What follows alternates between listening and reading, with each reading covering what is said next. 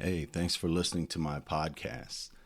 To best enjoy this series, you should start from episode 1 and go on over to brandonheld.com and check out everything my site has to offer. I have the podcast, I have the blog, I offer life coaching, and I even have a little life coaching course if you don't want to talk to me one on one, just to help yourself get started.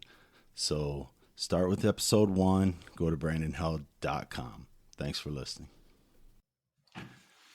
Welcome back. This is Brandon Held.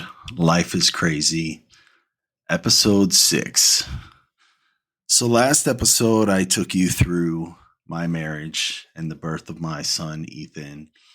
And, that spanned over 6 years of my life, including my post-Air Force life.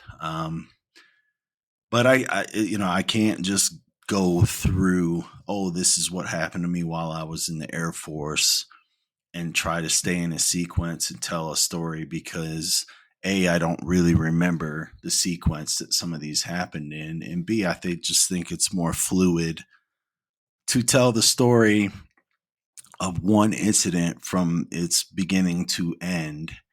And then if I need to backtrack to talk about something that happened during that time, it's just easier that way. So that's what I'm doing. I'm going to talk about my Air Force career. And so, as I told you before, my plan was to join the Air Force at 17 years old, work for 20 years, and retire. That was my immature teenage brain's thought process, right? To be 37 years old and retire for the rest of my life, which, by the way, at 1737 sounded really old to me. So that's not the way life worked out. It's not the way life would have worked out because that's not a legitimate plan for life. You can't retire after 20 years in the Air Force and live a good life. It's not financially feasible, especially, with the way prices raise and everything. So anyway, I took my Air Force career seriously. And so I wanted to work hard to show that I'm valuable and to show that I'm, intelligent to some degree and that I could advance in my Air Force career. And so, I showed up to work seriously every week. We would have formation before we would go out in the missile field, and in that formation you would have to have polished boots, which you had to do by hand, and you had to have a pressed uniform, which you also either could do by hand or pay a cleaner to do that. I was a poor airman, so I had to do it myself. So I would spend hours polishing my boots and ironing my uniform just for this one formation to show that I was sharp. And it came across. I was constantly told by the flight sergeants that I was doing a great job on my uniforms. As a matter of fact, one time they even surprised us and said, all right, the person with the sharpest uniform doesn't have to work because we have an extra person. And they gave it to me and I got to get out of work for 3 days. So I had an extra 3 days off, which was great. I had like 9 days off in a row without taking any time off. So anyway, I did that. And that was one of the ways I was trying to show my value and worth.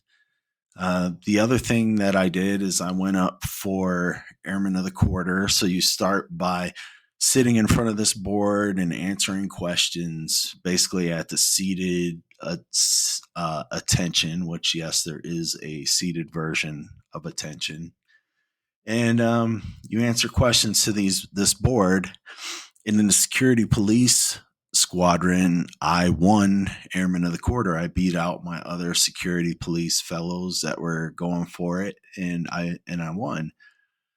And so then I went for Airman of the Quarter for the base, which, obviously is what it sounded like. I was competing against everyone else in the base, the medical group, the flights, the admins, whatever other groups there were. I was competing against their people for Airman of the Quarter, and I lost. I did not win that. I was disappointed, but it didn't happen.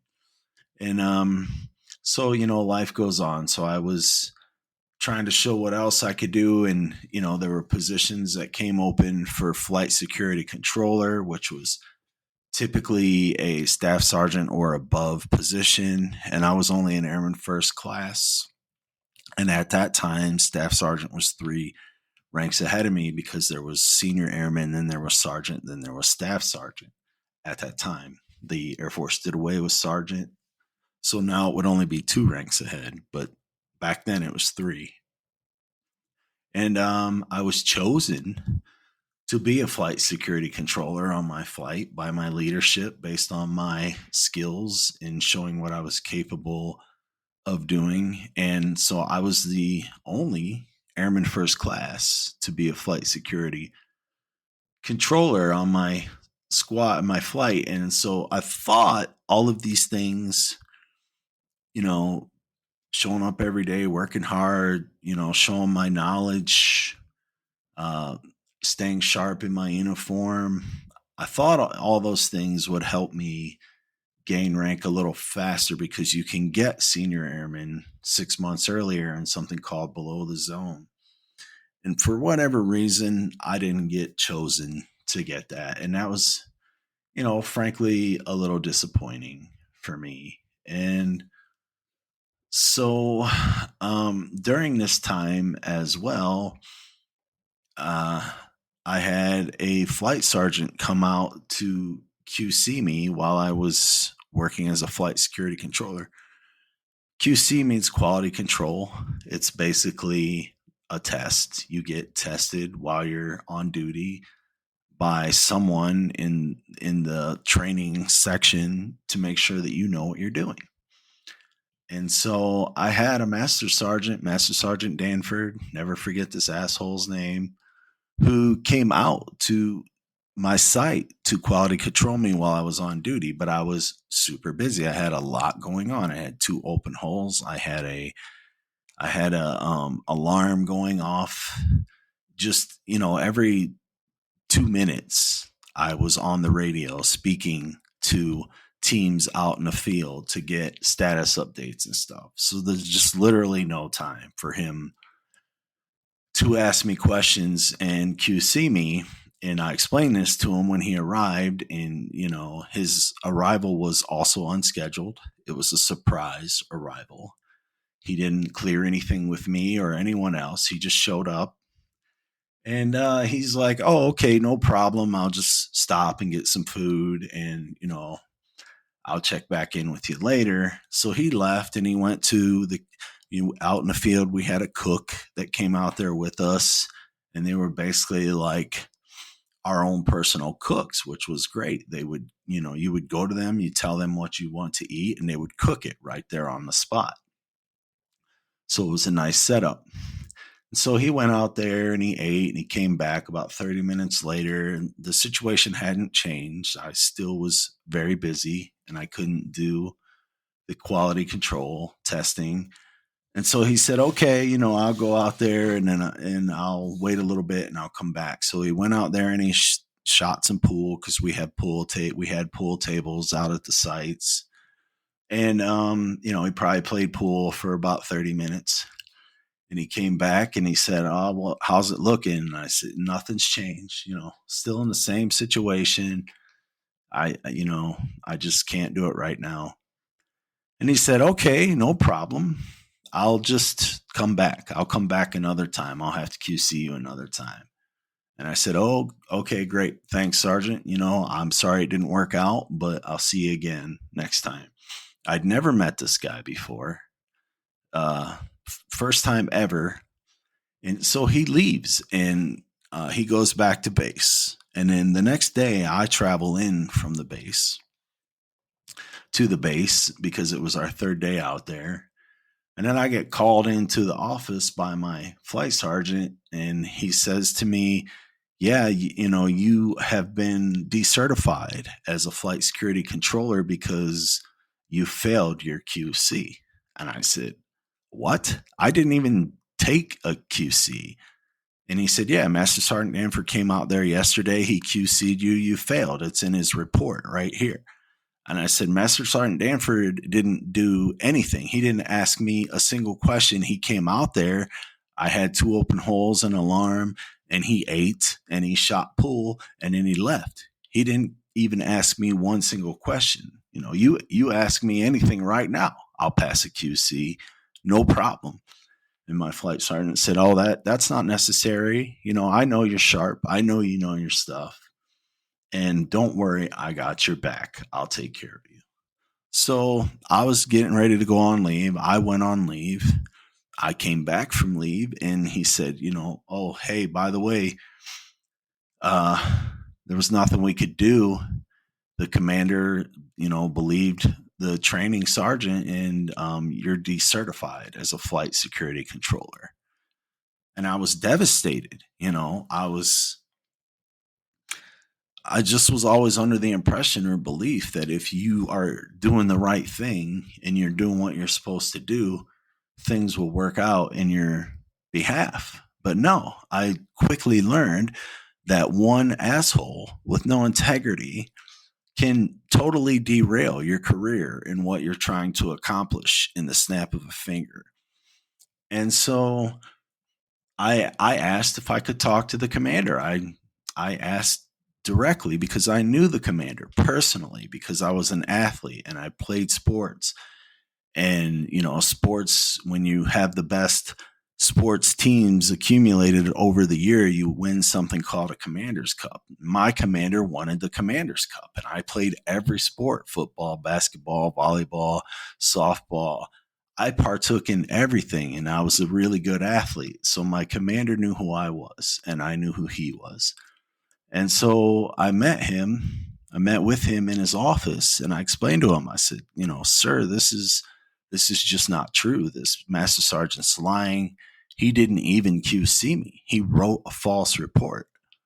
And my commander just looked at me and he said, Airman Held, I'm sorry, but if I can't believe a master sergeant over an airman first class, what kind of Air Force do I have? And I said, well, sir, you have a broken Air Force because you have a master sergeant that's lying, and I'm going to be punished because of his lies. And that was that. That was the end of it. So I got decertified, and eventually I got recertified once I proved, that I know what I'm doing. And they gave me the chance to prove it. That was really the biggest part. But the damage was done, right? The damage was done. Now I had to reconsider, did I want to make the Air Force a career like I had initially thought I was going to do, right? The thought all along was blindly, I'm going to do the Air Force thing. But now I was rethinking this whole process. So in rethinking this process, I was thinking, well, I could get out. But then what would I do? I said, or I could try to reclassify. I could try to get a different job and just not be a cop anymore. Maybe it's a cop thing. Maybe this one Master Sergeant Danford asshole, it's just because he is a cop and he's an asshole. So I considered all these things. Now I'm going to backtrack a little bit again. So before this incident happened, I was meeting with my supervisor for my evaluation. I don't remember how often it was. I don't remember if it was semi-annual or annual, whatever it was, but I was meeting with him and I was asking him, how can I advance in my career quickly? How can I make rank quickly? How can I advance quickly? So he was trying to and he was doing it. He was already someone that was doing it. I don't remember his name, but I remember he was like 24 years old and already bald, right? I mean, like a 50-year-old man, had hair going around the sides, but completely bald on top, 24 years old. but he was fast tracking his way through rank and getting up in the Air Force quickly. So, I was asking him, how do I do that? How do I follow that path? And so he told me, like, you volunteer, so you can put that on your essentially resume, your evaluations. And so I did that. I volunteered once a month at an old folks' home, going to see old folks, reading to them, talking to them, just keeping them company. And it was cool. It was an amazing experience, eye opening, life changing, things that I would carry with me even still to this day in life. And he said, you could go to college and take college classes, advancing your education. That will help. And so I said, yeah, okay. I suck at school. I can't do that. I barely got out of high school with a 1.5 GPA. I got out of there on the skin of my teeth. And then he said, all right, well, what was your best subject in high school? And I probably joked and said something like gym. And then eventually it led to math, which I did take advanced math courses because math came easily to me. And he said, well, just take a math class, one math class, see how it goes. If it doesn't go well, no big deal. And it's not for you. If you do all right, then you could do it, and then maybe take some more. So because I was serious about advancing my career, I went ahead and went for it. I went to the local education center and I signed up for a college math class. And I took the class and I didn't give it 100%. I didn't take it seriously, but I didn't really do that for any school in my life at this point. So I took the class and I got a B without honestly trying that hard at all. And I kept that in my mind, like, oh, geez, I got a B in a college class. Like, here I'm thinking I'm some idiot who isn't built for school, and I just got a B in a college course. So I kept that there. But anyway, my first thought was, after this incident, well, I wanted the Air Force to be my career, so I'm going to try to reclassify. I'm going to try to get a different job. So I go to the, building where you do this. I don't remember what it's called in the Air Force. And I expressed my entrance like, hey, my CJR is coming up, which is what they call your reenlistment. And I said, I want to stay in the Air Force, but I don't want to be a cop anymore. And they said, well, let's see what you got here. And they pull out my ASVAB scores and they look at how low they are. And they go, well, with these ASVAB scores, you can't do anything else. Like, you just barely made it to be a cop. No one's going to let you pick any other military career. And I was like, pretty dejected. And they said, what you can do is you can study a little bit and you can retake the ASVABs and see if you can do a little better. And I was like, yeah, okay, I can do that. I'll try that. So I took that on. I went and studied for a few months because I was short on time. I didn't have a lot of time. And I went back and I retook the ASVAB, and boom, I had drastically increased my scores. Like, it's 99s were possible in every category. And I went from being in the 30s and 40s, and even in my best categories, 50s, up into the 80s, and so I had really done well. And I was like proud. I was like, yeah, look what I did. Help me get a new job. And then they were like, oh, you know what? The Air Force is short on cops, missile cops in particular. They're not going to let you go. So I said, okay, so if I get out of the Air Force, they're going to lose me. So I can either get out of the Air Force and not be a missile cop, or I can retrain and not be a missile cop. Either way, they're going to lose me. And they said, well, that's the way it goes. They're not going to let you retrain. You have to stay as a missile cop if you're going to stay in the Air Force. And then I was getting pretty frustrated at this point, and I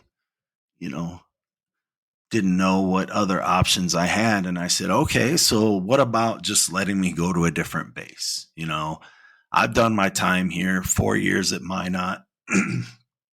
I don't want to be here anymore. Can you send me somewhere else? And they say, nope, nope, can't do that either. We're short on missile cops, and in particularly here at Minot. So if you want to reenlist, you have to stay a missile cop and you have to stay here in Minot. And I said, okay, you know, and I walked out after feeling so good about, you know, raising my ASVAB scores and what I thought that was going to do for my potential career change. I went from that to just being completely dejected, like, oh crap, you know, I have to stay in this crappy career and this crappy base or get out. And so I was sitting at home pondering this. What am I going to do with my life? And I was watching an NBA basketball game. And at the end of the basketball game, I see Marv Albert interviewing Michael Jordan. And I got to thinking, I was like, oh, this is just basically a regular guy interviewing the greatest athlete on the planet. You know, like that's it. That's for me. That's what I want to do. I would love to sit courtside or field side of basketball games and football games or whatever sporting events, because I played so many, and just do the play-by-play. I want to be a play-by-play sportscaster. And in that moment, I made that decision right there. I'm going to get out of the Air Force when my time is up. I'm going to pursue a career as a play-by-play sportscaster. Now, for me, when I make up my mind about something, as I told you previously, I'm all in or I'm all out. So I was all in on the idea of going to college and carving out a different career path for me, which meant I was all out on being in the Air Force anymore. And so I was still married at this point, and I shared that with her that, hey, I'm getting out of the Air Force. I'm going to college. And she panics. She's completely different than I am, right? She likes security. She ended up doing her 20 years in the Air Force and retiring because she liked that security of that steady paycheck coming in and that retirement pay when it was over. But I am more of a risk taker in the sense I had to look at, if I stayed in the Air Force and everything went smoothly and I didn't have any more hiccups again, I could make Chief Master Sergeant. Is that a big enough win for me? Would I feel like I've accomplished as much in a career and in life as I could? And the answer that I came back with was no. When I could compare that to being a sportscaster and potentially interviewing the Michael Jordans of the world, I thought that is way more successful and I'm capable of doing that. So I was done. I was out. And so I decided to get out of the Air Force at that time when my enlistment came up. And that is how my Air Force career came to an end, when I thought that was going to be my life. And so the next steps in my life were, for 6 months, because I got out in January of 1995, and I couldn't start school at Minot State University until September of 95, that I had all that time to kill. I got to collect unemployment, and the way North Dakota paid unemployment at that time, I would actually lose money if I would go get a job. Like if I would go work in the mall or become